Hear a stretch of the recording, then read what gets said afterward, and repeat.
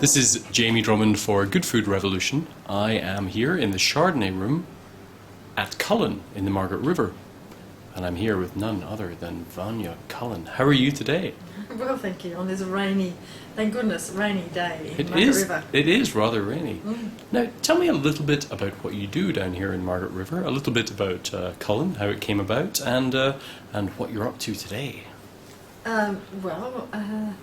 Cullen Wines was established by my parents in 1971 on this property, and they had a great dream to make the best quality red wine in the world.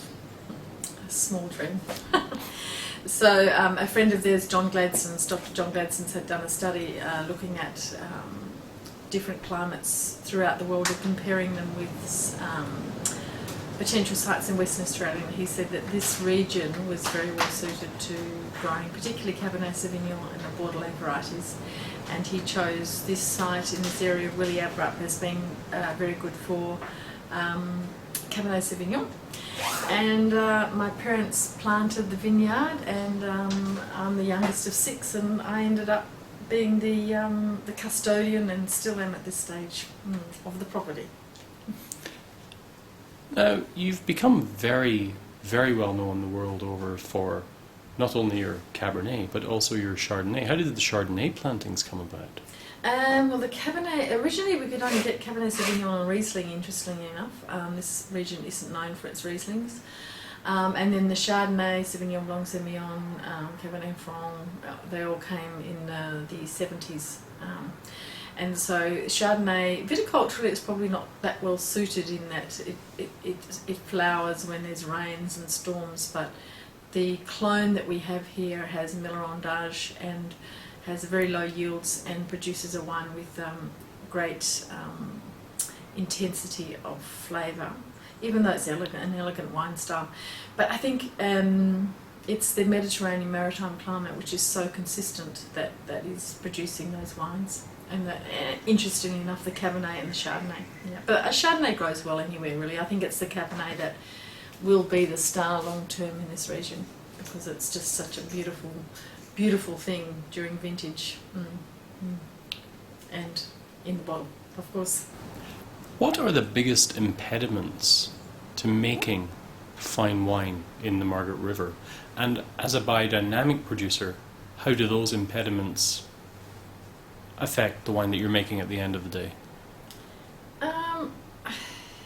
Look, I think we're blessed. It's a very the consistency of climate makes it a very easy climate to grow quality wine. It lends itself to it. Interestingly enough, it was a very poor rural economy before quality wine production came here, because the soils are poor.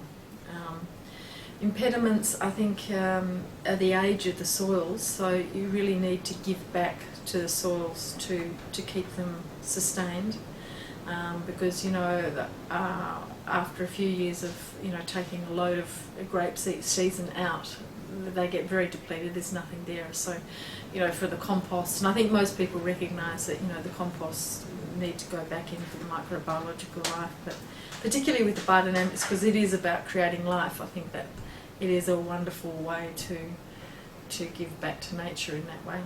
And it is a very natural environment. I mean, you've probably been down to the coast. It's just unbelievable at the moment, those huge waves and that very pure water and air and rain coming straight from South Africa. There's nothing there other than that purity. And I would like to think that that is in the wine. What was it that first led you towards turning both the vineyards and the winery into being farmed biodynamically? It just evolved. Mum and Dad always had a legacy of caring for the environment, and then because the soils were so old and depleted, it seemed like there was not a lot of knowledge at the time in Australia about how to look after old vines, old soils, and intuitively Mum and I went to organic viticulture, which is about the soil. And then we became a certified organic vineyard in 2003, and we went to a biodynamic workshop, and it just seemed to be the next step, really. And I see it as a step up in terms of individuality and a sense of place, and the health and the vitality and aliveness of the land. You know, Well, we want to harvest aliveness, and if you've got dead soils from chemicals, you can't do that.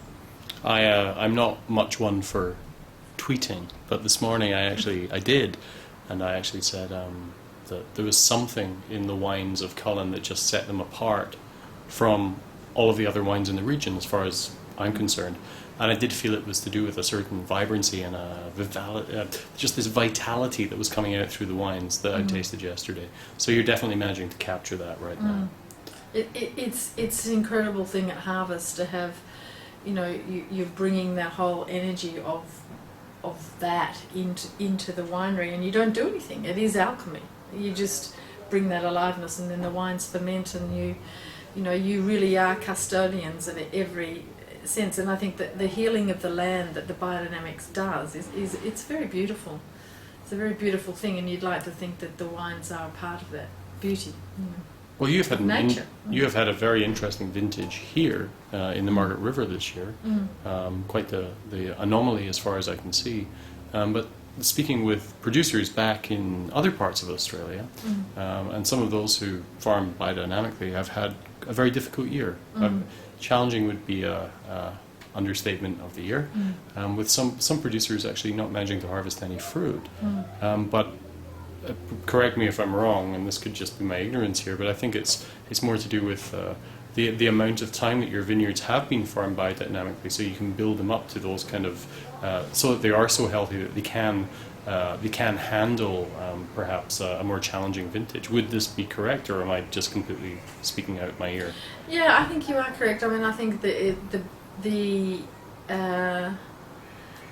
idea is that, you know, if you have a healthy plant, you have, you know, it's more resistant to disease. I mean, I heard of people that didn't have biodynamic vineyards that lost everything too. So Yes, I think it was, yes, it wasn't just the fact good- that they good were point. biodynamic. But yeah, the whole strength of the plant and of the land is important in that.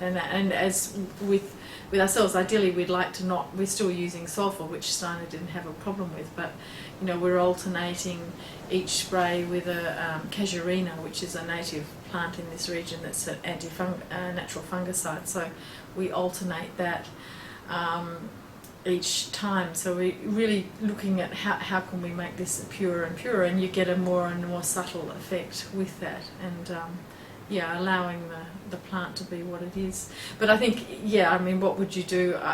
We don't know. We haven't had that situation at this point in time, so we've been very lucky. So, but it is still a lot of work to manage with biodynamics. It's not. And quality wine production is a lot of work. I mean, I think that's more the point. This may seem like an odd question, but I was thinking when I was down here, thinking of the preparations that one uses when farming biodynamically. Do you ever? I'm sure that Steiner never thought about this when he was putting the whole his ideas together. But have you ever thought of using kangaroo poo instead of cattle poo, or is that just doesn't fit into the whole equation? I was just thinking with it being more local and being in abundance and the like. Yeah, no, it's a good question. I think each animal has its own energy, and I think the cow has 4 stomachs, so the amount of microflora in a cow's stomach is a lot more, you know, billions than it would be in any other animal, a lot more digested, so it's going to more naturally form a compost. So when you put the cow manure in the cow horn, when it comes out, it's actually very sweet smelling. And I think that, you know, if you put another manure in, it wouldn't cure like that. You'd probably have more problems. You know, like if you, it's an interesting conversation. Well, I wasn't sure if it was a dumb question or not. No, it's not. No, it's the digestive energy of the cow is very strong. So, you know, and that's part of why there's a problem analysing biodynamics, because how can you analyse billions and billions of microflora? Well, you wouldn't want to. You can see the effect of it, and you can understand that when you put chemicals on it, kills the land and it's dead. You have moss growing over it, becomes a source, becomes compost. When you put the 500 on, which is, you know, the cow manure from the cow horn, and when you put that on the land, it just opens the land up. You're putting life onto it. So it's just So you can't necessarily look at it in terms of numbers. Now, from speaking of manure, And I don't know the answer to that. from speaking about manure to my final question, which is, what does good food and wine mean to you?